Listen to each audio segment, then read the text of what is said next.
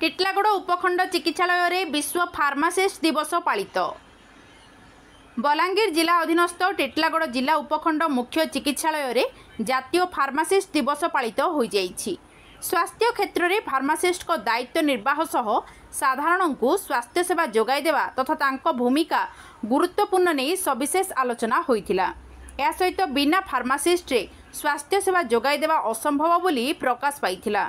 एही कार्यक्रम वरिष्ठ फार्मासिस्ट कल्याण कुमार बोस परिचालना करथिला बेले जिला उपखंड मुख्य चिकित्साधिकारी डॉक्टर प्रदीप नायक, डॉक्टर कृष्णचंद्र पाल, डॉक्टर जितेंद्र महांती समेत अन्य फार्मासिस्ट और हॉस्पिटल रो कर्मकर्ता उपस्थित रही आलोचना रे भाग नैथिले।